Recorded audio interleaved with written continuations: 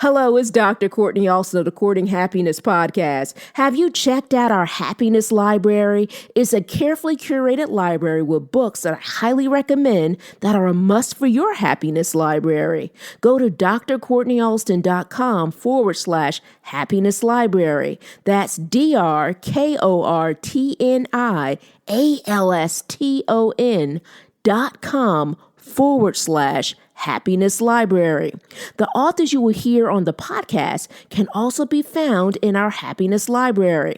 You can also purchase their books on our site. On top of that, your purchase also helps this podcast and the mission of courting happiness. Let's spread happiness and the word. Check out books on the Courting Happiness library. It will not only change your life, but it can also help you with your next chapter too.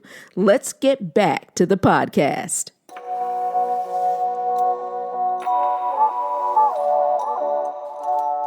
Welcome to the Courting Happiness podcast. This is a space where self-care becomes part of your day. A space where you learn evidence-based strategies to help your life, share it with those you love, and cultivate well-being at work. I'm your host, Dr. Kortni Alston. I'm a former news director, television reporter turned happiness scholar, TEDx speaker, and transformational trainer. I also understand hardships. While working my dream job in television, I lived a nightmare suddenly becoming a young widow after 86 days of marriage. I became committed to learning more about resilience, healing, and happiness. This is how I discovered my area of research, which is positive psychology. Now I'm living my calling of training individuals and organizations on happiness. And my new chapter begins with being happily engaged. The Courting and Courting Happiness is about a true courtship. I like to say commitment with happiness. The K in courting stands for the vulnerability of sharing my story, inspirational interviews with phenomenal people, the infusion of positive psychology, and so much more. You'll learn how to commit to your well-being one episode at a time. I hope you subscribe and share. So, are you ready? Let's get started.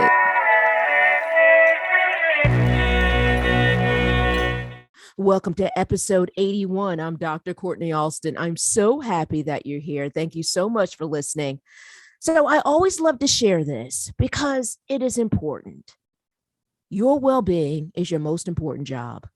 Your well-being is your most important job. And today, our focus is just that, especially when you are a manager and you are thinking about the well-being of your team.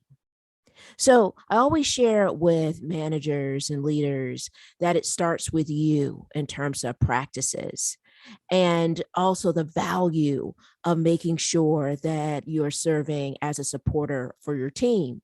But in order to do just that, you have to serve as a supporter for yourself, right? In terms of making sure that you are focused on in terms of your well-being, because in turn, if you see your well-being as important, it's also important for you to see the well-being of your team as important. So your well-being is your most important job.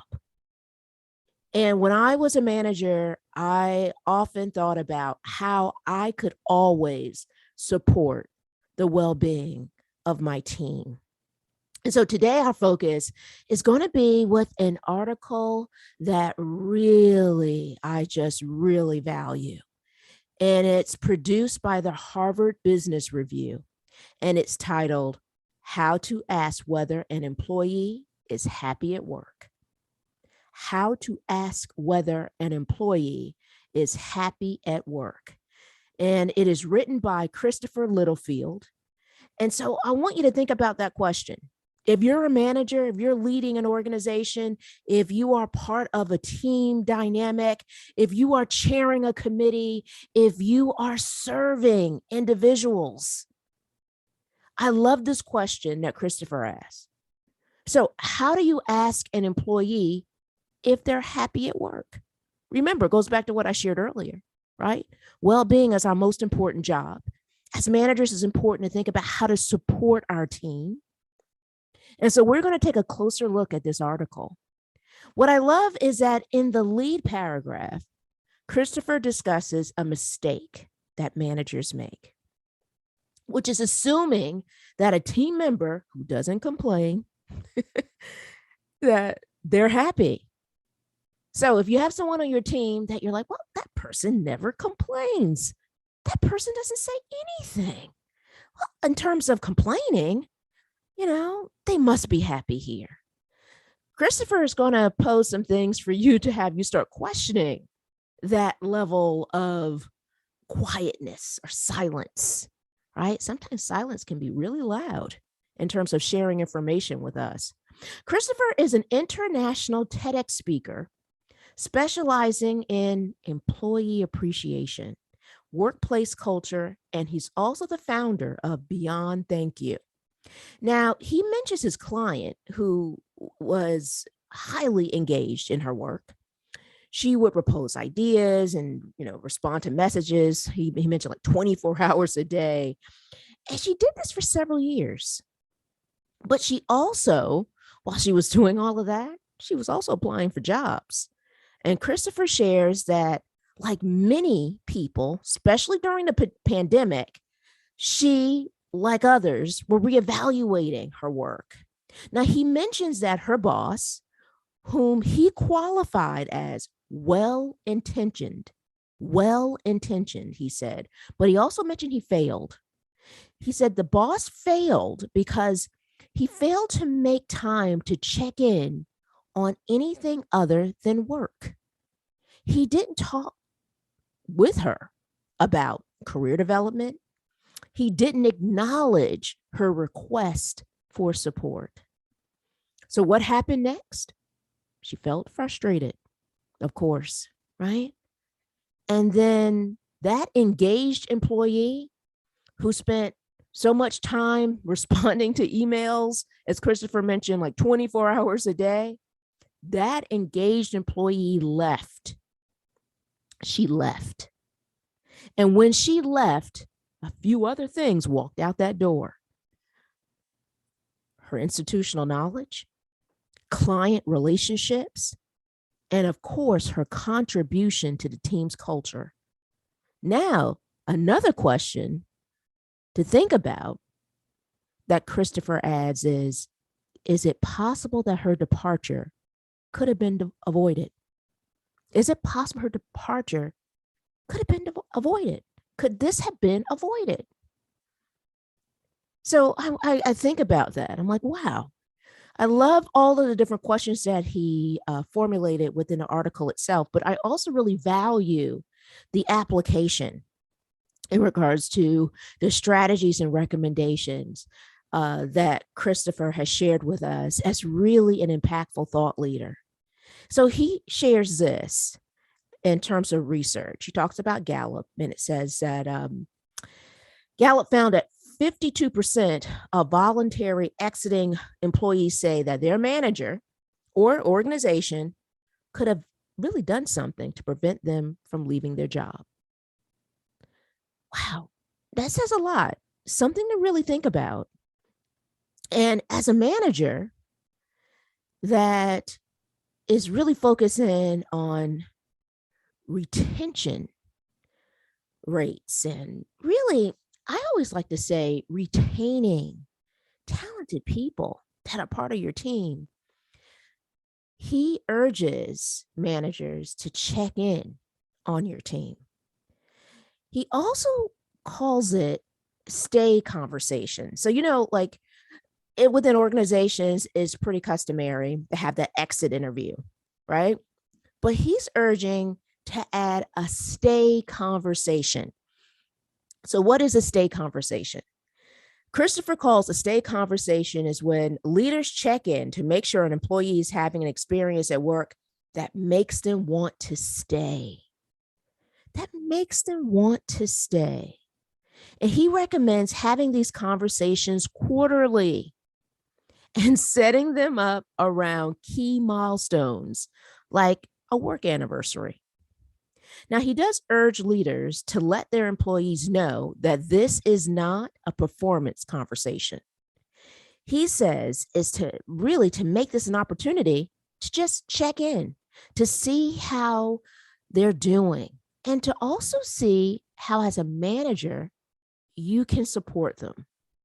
Now, I know this whole stay conversation very well, and I'll share that with you in a moment, because an organization that I work for actually had a stay conversation with me.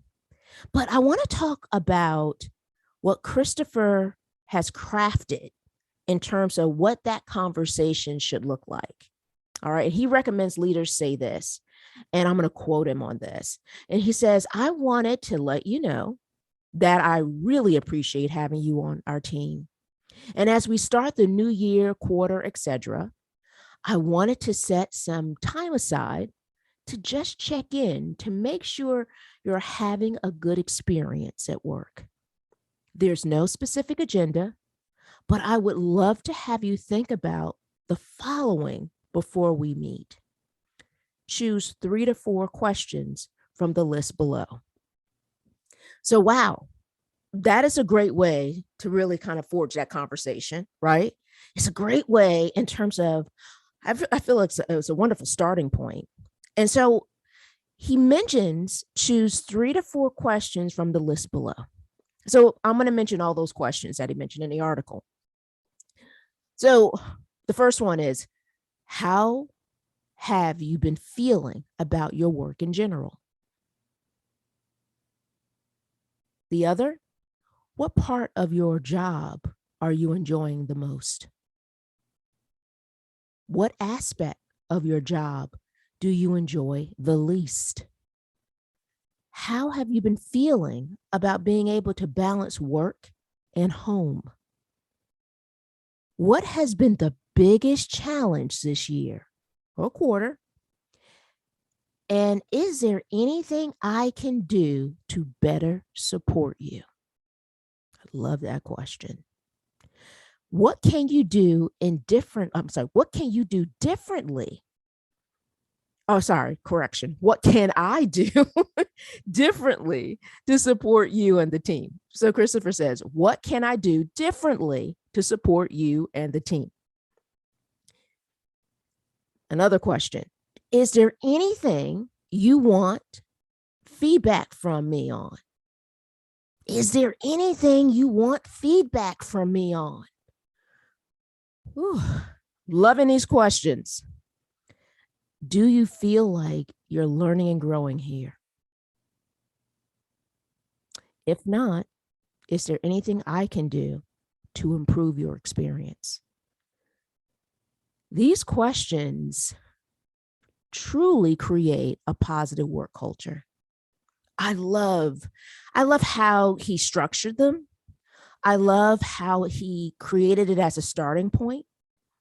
And I really, really value the context of these questions and the tone of these questions.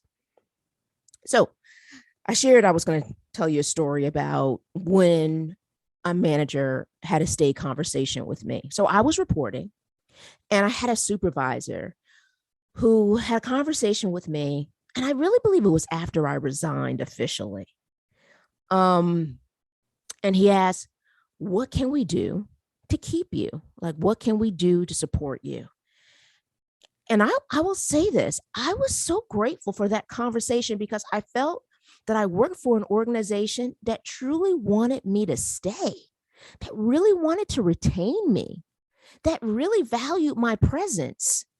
I at the time, I was like, wow, this is great. But over the years, I've looked back on that conversation and I'm like, wow, that was a powerful exchange. I will say, I didn't stay. I didn't stay. And I didn't stay only because of my career and education goals at that time. I wanted to continue my education, and I knew it would be challenging to work in a newsroom as a reporter, which is interesting because it wasn't until I became a manager myself and I became a news director that I began my graduate school journey. So when I was managing a news organization, it was at that moment that I felt that I could continue my education. And that's when I actually started my journey. Started my journey in business school. I started my job as news director at the beginning of August. By the end of August, I was in a business school. And the interesting part is that what I love so much about the process and how that even came to work out the way it did was that everything that I learned in business school, I felt like it was always serving my team. Everything that I learned, everything. For some reason, I was really drawn to human resources, really drawn to organizational behavior and so forth. So everything I learned was always about helping to build and support my team. So that conversation, all these years later, still has a lasting impression with me. That manager is still in my life, but now I call him a friend. So that conversation can help to truly build a positive work culture. And in my case, it built a positive relationship that went beyond the newsroom. I greatly admire this human being. I greatly appreciate the conversation that he had with me. And I also greatly appreciate how he made me feel. Even though I was resigning and I loved the newsroom, I mean, every news organization I've worked for, one of the things that I love so much about those environments is that I always felt like I was a part of a family. I wasn't just simply leaving, oh, it's just a job. It was more than that. It was a community. It was a place for me to, was real purpose driven. It was a place for me to help other individuals by informing them of what's going on in their community. It had so many positive points in my life. And that conversation was one of them. So even though I didn't stay, it still stayed with me, that conversation. It left a positive impression with me. And I believe it's something that I often kind of followed me throughout my career. I often look back on it and go, wow, I remember when that news organization wanted me to stay. They wanted to keep me. So that conversation, Christopher does it, he talks about, in terms of a manager dynamic, in terms of having that conversation and the value of that conversation. As a person that was on the other end of that conversation, I will tell you, it leaves a lasting impression. So in episode 67, Catherine Bell, who's the author of The Awakened Company, and if you haven't read that book, I believe it is a book that should be a staple in every organization around the world. It's amazing. She's amazing. You can purchase it by visiting our website, drkortnialston.com/podcast/episode 67. In the purchase of Catherine's book on the drkortnialston.com webpage, actually supports this podcast. So I thank you in advance for making the purchase from the drkortnialston.com site. So this is something that she shared so many great, like golden nuggets of information during that podcast interview. She shared something that I ended up designing a quote around. And I want to share that because I really believe it speaks to Christopher's article and it speaks to the value of engagement. So Catherine Bell says this, and I quote, "What we can do to actually change engagement is to positively notice another person. What we can do to actually change engagement is to positively notice another person." I still, when I hear that quote, see it, read it, listen to the episode,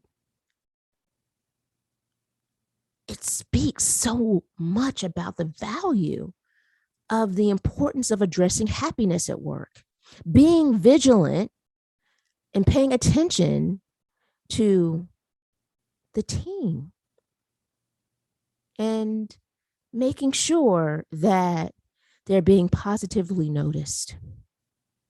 So you can learn more about Christopher's article and more of the recommendations that he shares by visiting the episode page of this show at drkortnialston.com/podcast/episode 81. That's drkortnialston.com/podcast/episode 81. You can find a link to Christopher's article, as well as the link to Catherine Bell's episode and a link to purchase her book.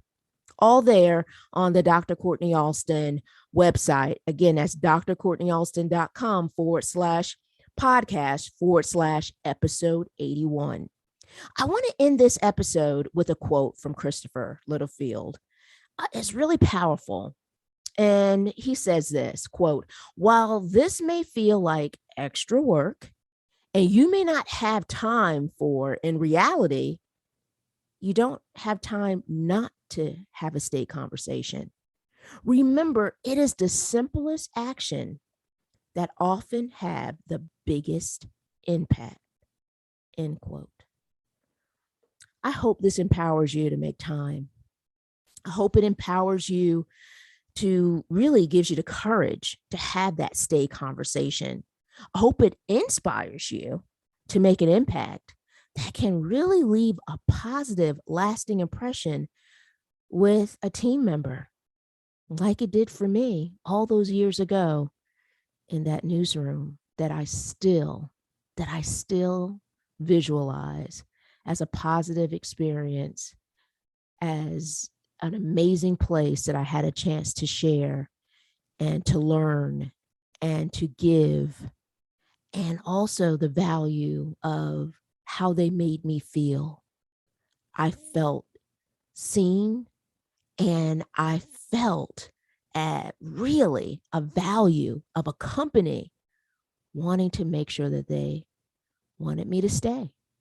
And so this article from the Harvard Business Review is truly one that I think should really be floating around different organizations in terms of the power of having that stay conversation.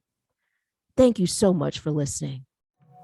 Let's continue this conversation online. Email us at podcast@drkortnialston.com. That's podcast@drkortnialston.com.